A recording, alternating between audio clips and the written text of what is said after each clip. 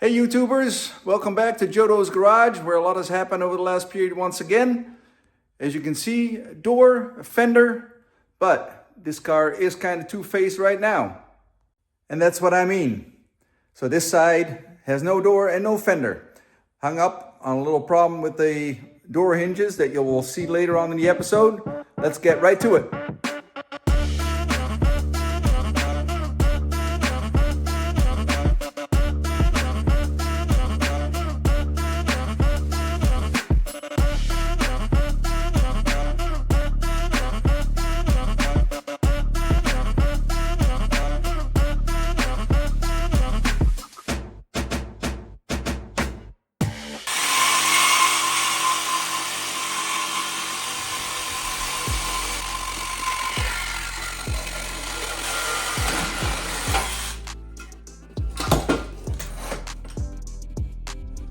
Active exhaust all busted, controller and the valve unit unfortunately.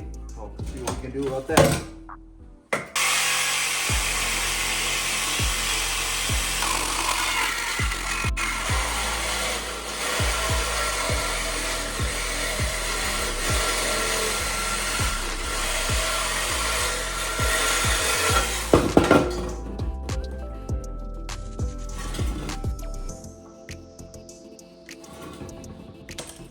Here's number two.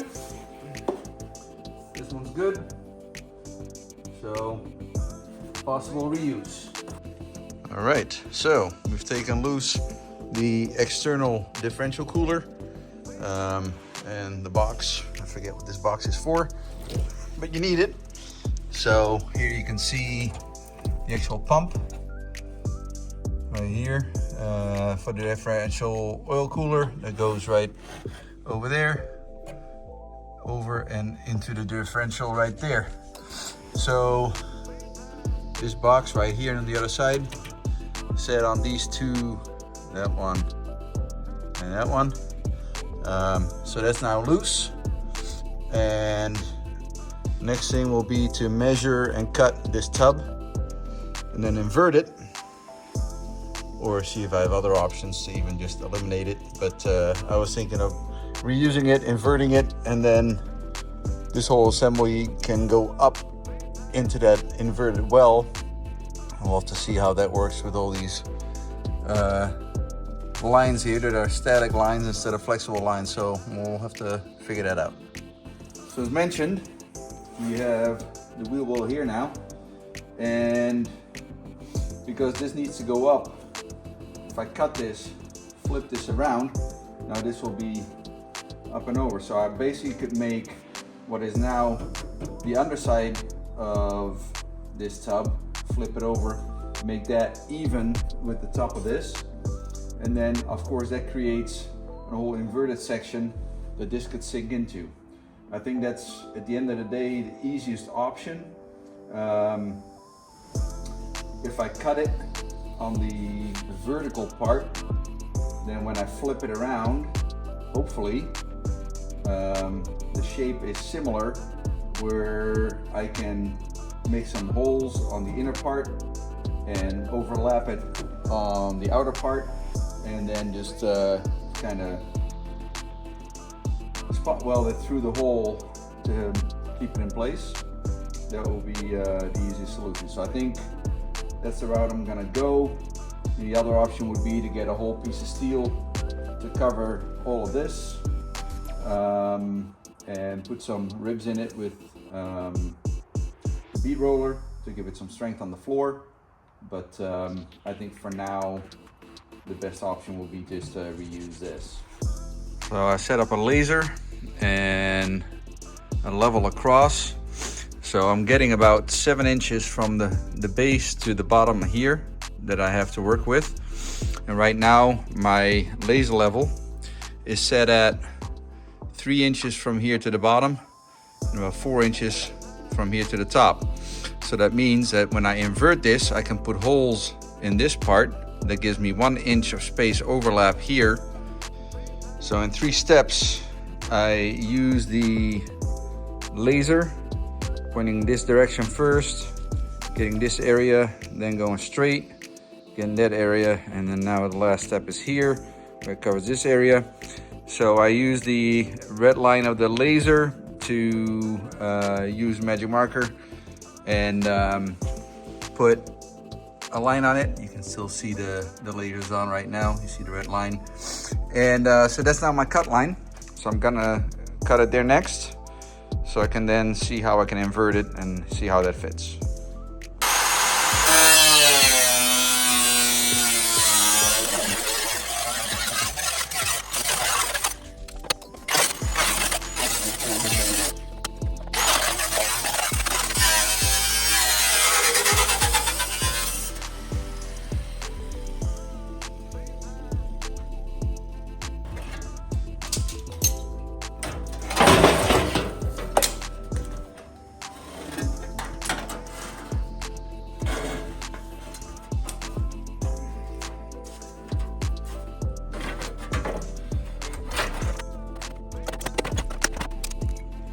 There, so you kind of get the idea I'm trying to accomplish.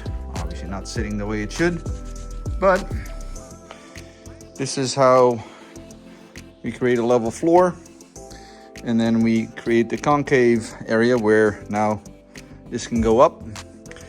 So what I ought to do is take measurements of where these sit, drill these spot welds out, take these and put these underneath.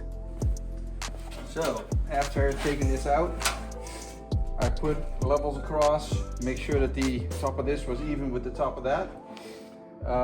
Then I scribed a line on the inside here. Then I took this back out, and then I used these flat vice grips, 2 of them, to bend the edge up.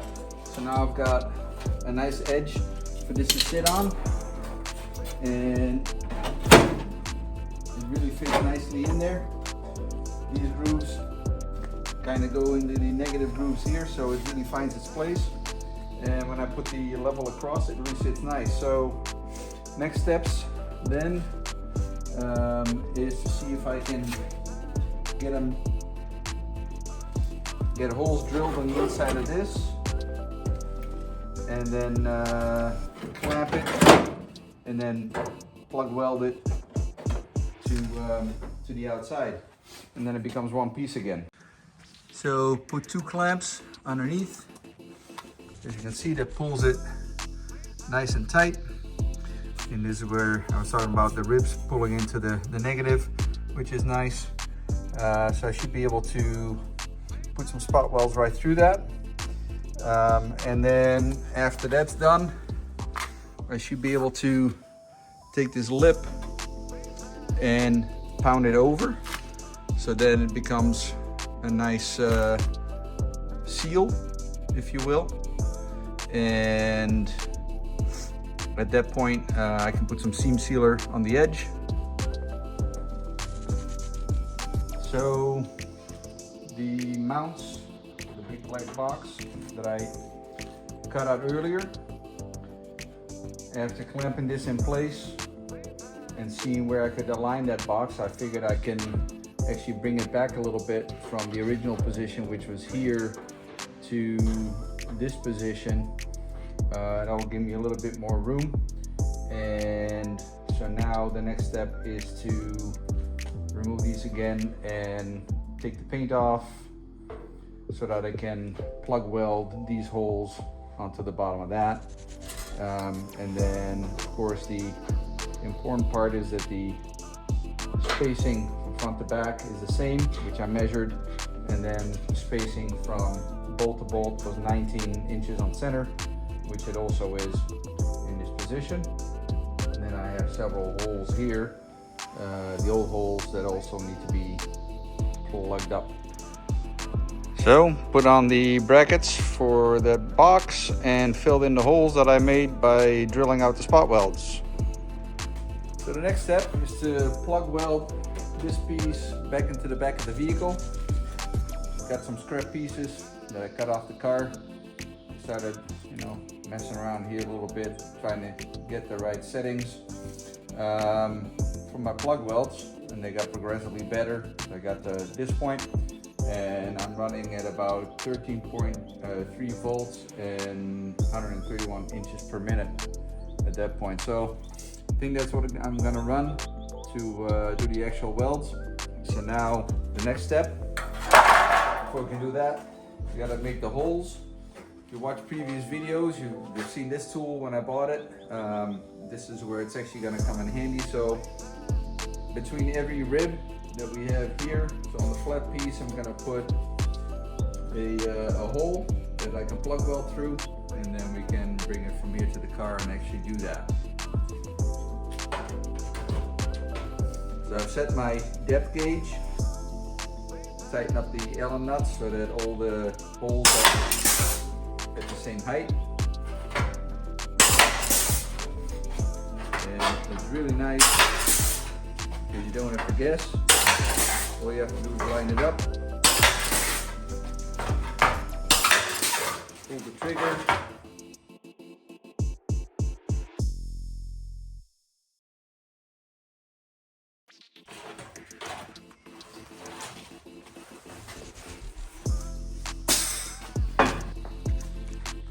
there. As you can see, we got all that nicely done with the holes. Those are ready for plug weld. Now we just have to clean up the paint around the holes so that we can get proper weld.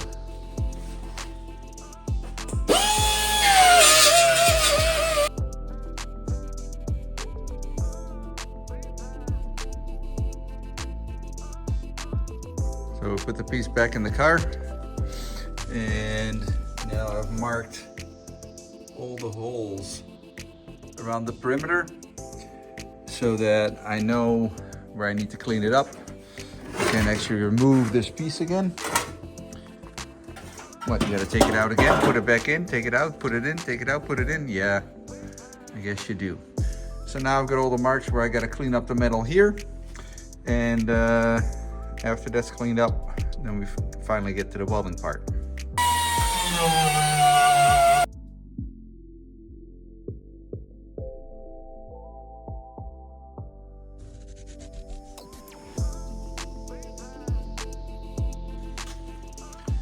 So now we can see we've cleaned up the areas where we need to put the plug welds. Put 2 smaller clamps at the first hole. Smaller clamps give you a little bit more access to where the hole is to plug weld it. 2 bigger clamps to kind of hold this in place.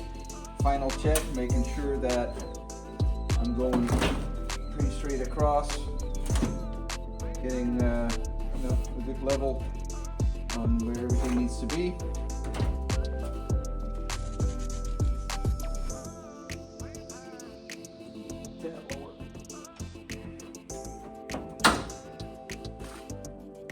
Better.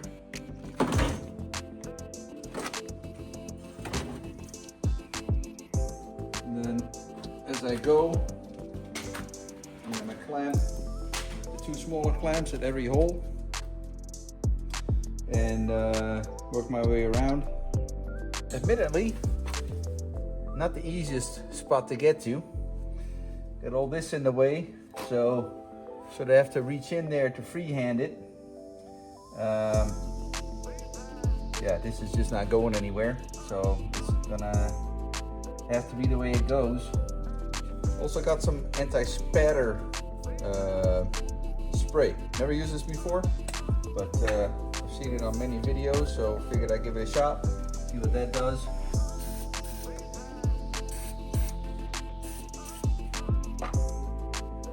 And then we'll have to find a comfortable position. Haha.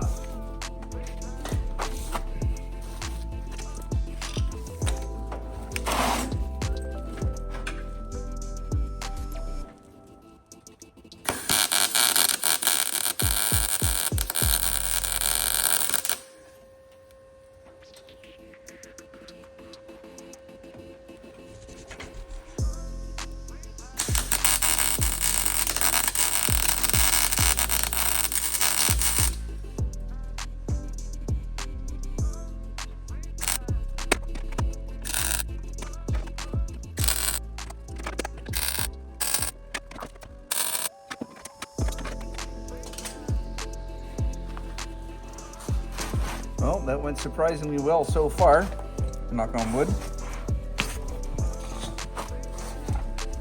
Just have to have a look on how I'm gonna do these ends here, because it's gonna be hard to get those to tie in.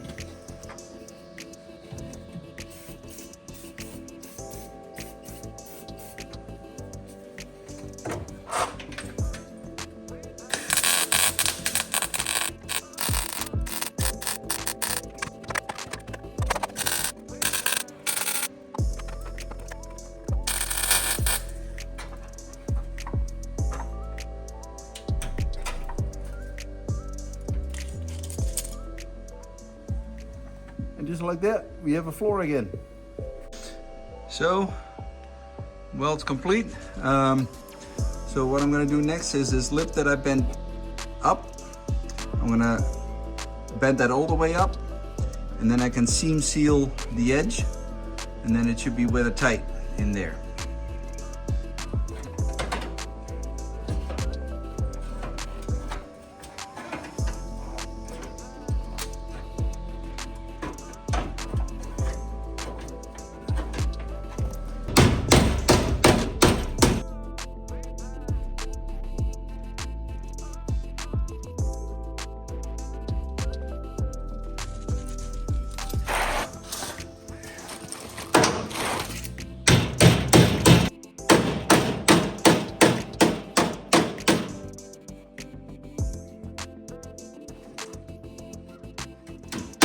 All right, so now we've got that lip worked around. Time for seam sealer.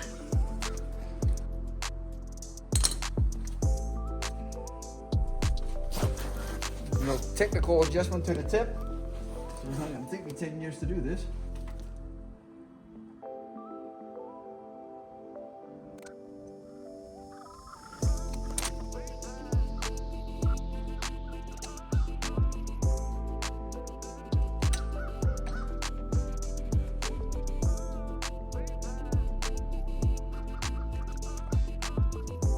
Supposed to get this on your skin according to the label, hence the glove, but I do want to kind of work it in there. According to the label, it's about an hour for it to set up so you can paint over it.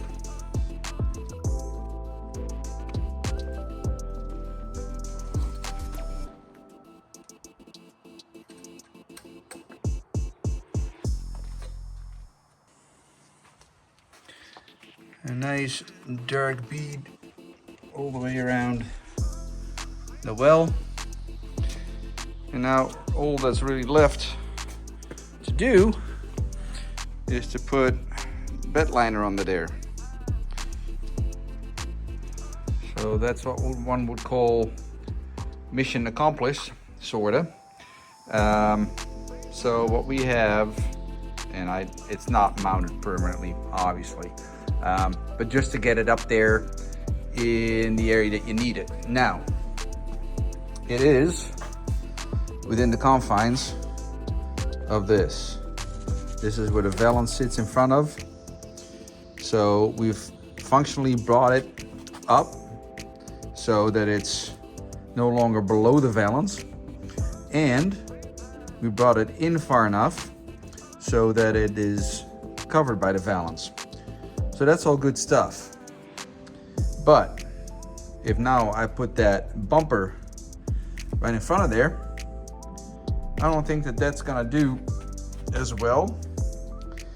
So that leaves me an option of drilling a whole bunch of holes in the bumper to get airflow for that cooler, which is kind of defeating of having the strength of that bumper. The other thing I could try is if I cut this shape out of here and I go about halfway the rear frame rail and I sink that bumper so it sits about here, which would keep it above the cooler, and it would make it part of the frame rail because then I can weld it up to here, both sides on the frame rail. And then even up top here, I can weld to it along that line. So I think that may be my best option. Sprayed some undercoating. Requires 70 degrees. So unfortunately, it is not 70 degrees. So with this heat lamp, that's gonna aid in drying that out. Hopefully get another coat on that. So when everything falls into place, and then the next step you try to do is the drip rail and it doesn't fit. It's just one of those things of 2 steps forward, 3 steps back. But I think I'm getting there. So the problem I was having is that this gap was not conforming. I had the roof on obviously, and this just seemed to be going out further. This seemed to be pretty stuck in its form. However, of course, anytime with metal, when you start pushing and bending, there's more opportunity. So that's what I'm in the middle of right now. We are trying to line this up so that it's covering this edge, but then also covering this edge, and this has to be brought in more, like so. Get a pair of pliers on there and sort of force it to get pulled in. And then once we have this side properly sitting, then we can put the top in and then work our way forward. Possibly put some self-tappers through these holes to put it in place, and then I can put the roof back on and then see how that lines up. I was told to keep a little bit of space here, and got maybe 1/8 of an inch here. Kind of lines up with this hole. Don't know if that matters or not, but what we do have now is a really good fit over in this area. With this clamp, I was able to pull it to conform to the shape set by the quarter panel. It is nicely forming to the side frame right now. And I just put a Sharpie outline around it so I know how to line it up. If I have to take it off and put it back, then I know where to put it. So yeah, I think that is good. We'll put some self-tappers in it to keep it in place, and then we'll move on to the next side. All right, so now that we're a step closer with the drip rails are self-tappered in, follow a pretty nice line, etc., etc., all the way to the front. Now, one of the problems that you'll find is here, where you see that the roof line is running away from the drip line, particularly in this area. Now, tip that I picked up online is make a hole in the drip rail closer to the edge and put another hole at the same plane in this direction into the drip rail itself. Now, clearly they're not lined up, and we have to do that. So if we do this, you see that they start lining up. Now, a short screw that I've been using is not going to work for that, because the length that we have is too short to reach all the way up here. So what do? Is replace that short screw with a longer screw, and let's see how we do to install that.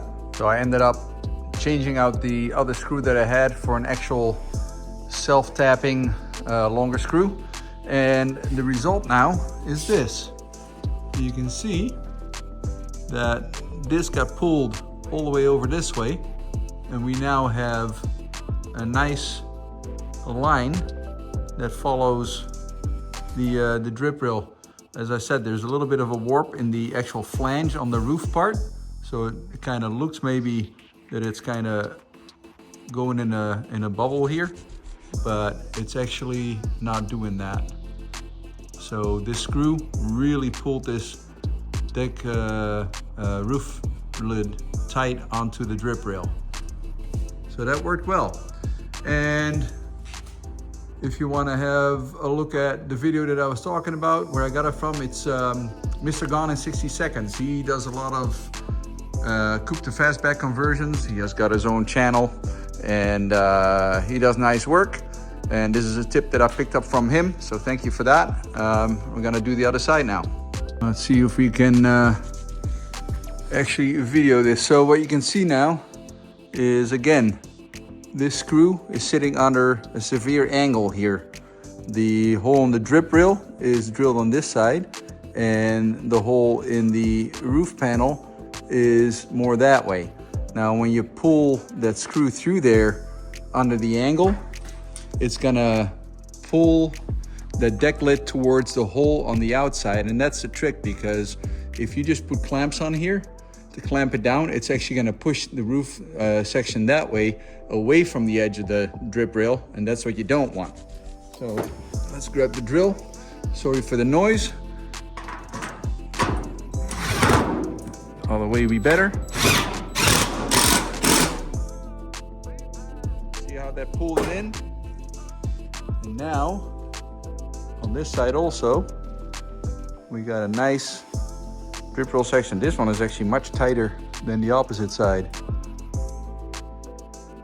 Looks good. A little bit of progress, even though it wasn't really captured, but I've been working on the cowl area. Sometimes I tend to jump around a little bit as I was working on the back, and then, you know, I saw some opportunity in the front, so I kind of jumped back to that.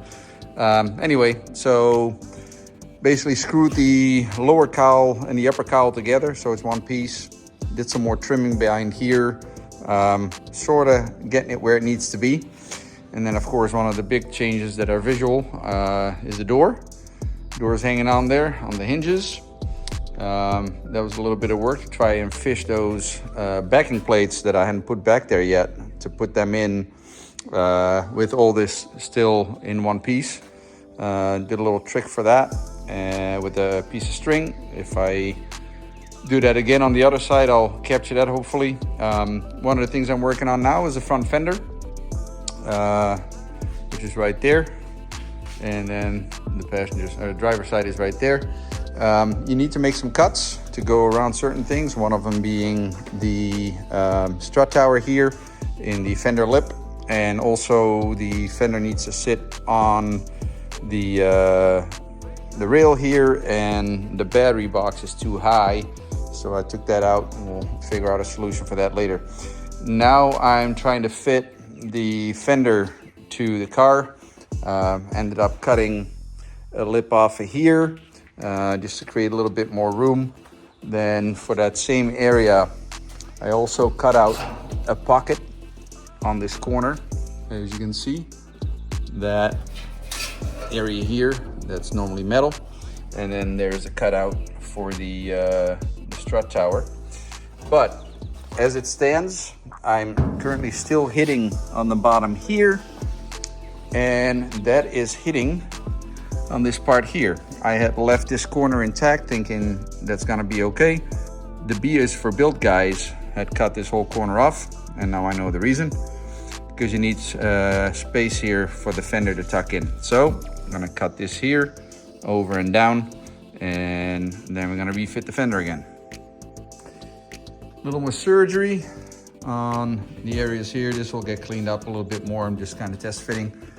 Little gap over there, because that needs to go around in this area here to sink in properly. Now we may need to do some more trimming once we get the metal plate that I also got in the meantime, this big metal plate. And that big metal plate is gonna be welded onto the rocker and behind the 67 rocker. And then I just cut this area here because that was interfering with the front metal. So I'm gonna hang this on there, see what it looks like. And little by little, more and more, it's starting to look like a car. So got the passenger fender on there.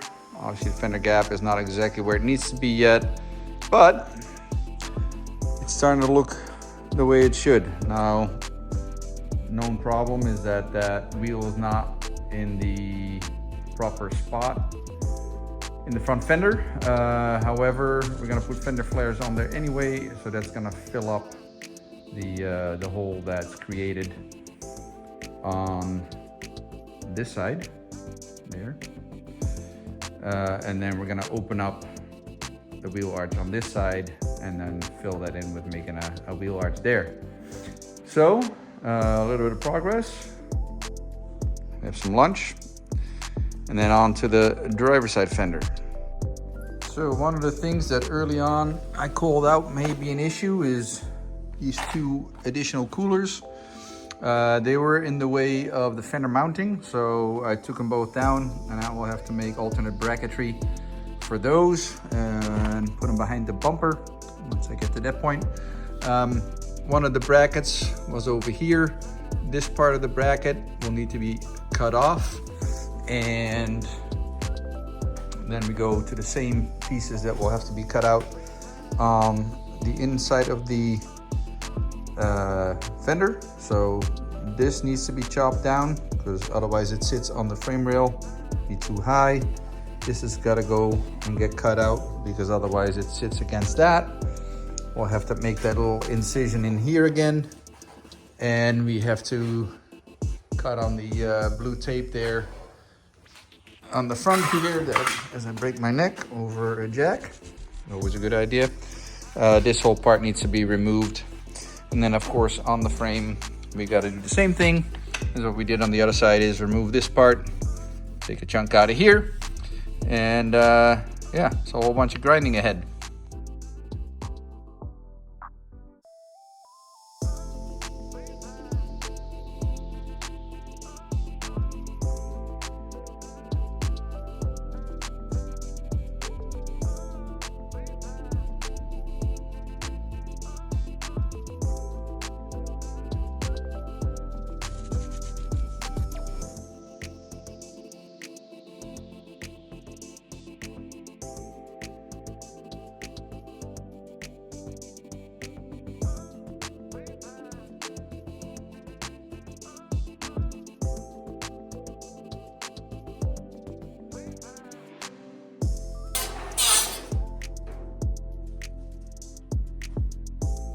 There's only one way this fits behind you, and if you forget how to put it in, if you put it one way,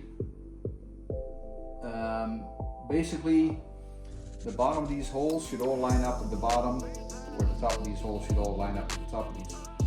And if that's not the case, then it's on upside down. So if I flick it this way, now I've got it all on the edges, the lower of the hole and the lower of the edges, and when I raise it up, it goes to the top of the hole and the top of the edges, so I know this is how it's supposed to be in there.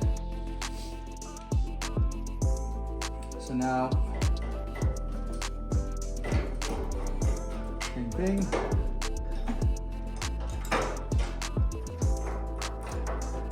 Take one bolt out, go through the hinge. The other one out, go through the hinge.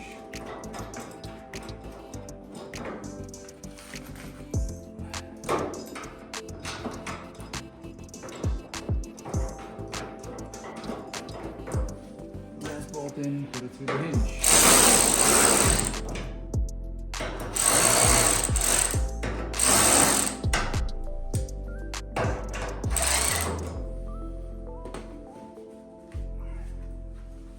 That's how we did that. Now, I don't have one of those wonderful stands that holds the door in place while you do that, nor do I have a helper. So it's all, you know, putting the back end on a jack, holding the front end, and then trying to get the bolts through there. So I started the one, and so now it's just a matter of seeing if we can get the next one started.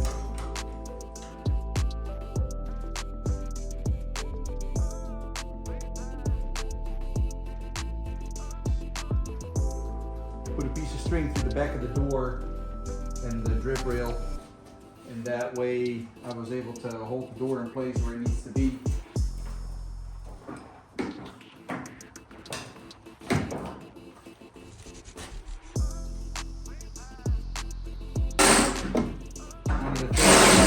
found is that these bolts are too long for where this needs to sit. So I'm gonna have to take these bolts out, at least at the top, and shorten them up, because right now this is pushing the side frame out.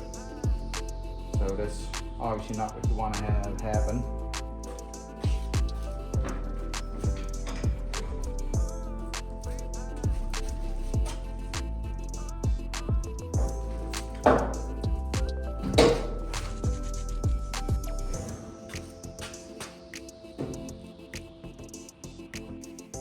Well, there's always something new under the horizon, even though it's not good. So this is a spring. This is a little tooth roller wheel, and that's another tooth roller wheel. So this holds it when it's all the way closed, open, sorry. And you can see that you can spin this.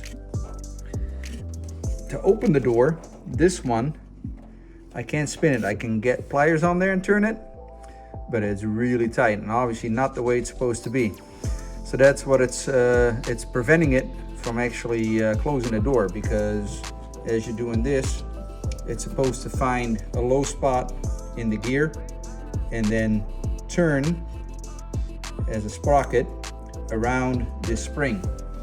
And it's not allowing it to do that because it's too tight.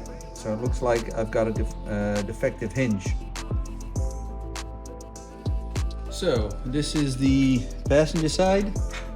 You can see these spin freely, but when I take this one,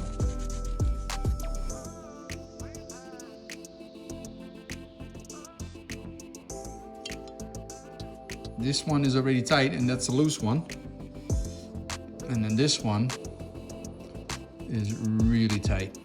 I can't even turn it by hand. I need pliers to do it. So obviously that's not what we want to see. I'll see if I can pry it a little bit from the bottom to see if that will loosen it up, but if that doesn't do it, I'm gonna have to get a new hinge.